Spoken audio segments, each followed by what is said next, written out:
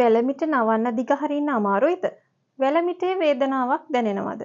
Tennis elbow අපේ ප්‍රතිකාර මගින් සුව කරගන්න පුළුවන්.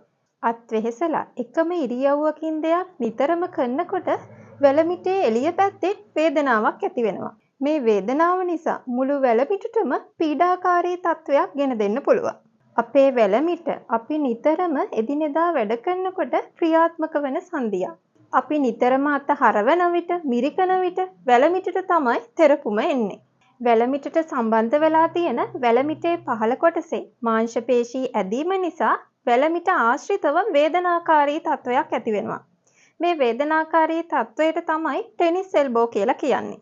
කාර්මික අංශයේ රැකියාවල නිරත වන අයගේ මේ රෝග තත්වය බහුලව දකින්න ලැබෙනවා. උදාහරණයක් විදිහට ටූල් එකක් භාවිතා කරලා රැකියාවල නිරත වන අයගේ මේ තත්වය ඇති වෙන්න පුළුවන්. ගොඩක් වෙලාවට ඇන මොරිච්ච තද කරන අවස්ථාවලදී මේ වේදනාව ඇති වෙනවා. ඔබ ගෘහණියක් නම් පොල් මිරිකන අවස්ථාවලදී වැලමිට ආශ්‍රිතව මේ වේදනාව එන්න පුළුවන්. ඊට අමතරව ටෙනිස්, බැඩ්මින්ටන් වගේ ක්‍රීඩාවල නිරත වන ක්‍රීඩකයන්ගේ මේ ටෙනිස් එල්බෝ කියන තත්වය දකින්න පුළුවන්. මේ තත්වයට අමතරව වැලමිටේ වේදනාව එන්න පුළුවන් වෙනත් රෝග තත්ත්වයනුත් තියෙනවා. ආර්ත්‍රයිටිස් රෝග තත්ත්වවලදී වැලමිටේ ඉදිමුම සහ වේදනාව එන්න පුළුවන්. ඊට අමතරව බෙල්ලේ ස්නායු තෙරපීමකදී වැලමිට ආශ්‍රිතව වේදනාව ඇති වෙන්න පුළුවන්.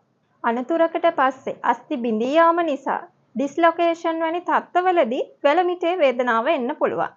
ඔබත් වැලමිටේ වේදනාව නිසා පීඩා විඳින කෙනෙක් නම් අපේ ප්‍රතිකාර මධ්‍යස්ථානයෙන් ප්‍රතිකාර ලබාගෙන ඒ තත්ත්වය සුව කරගන්න පුළුවන්.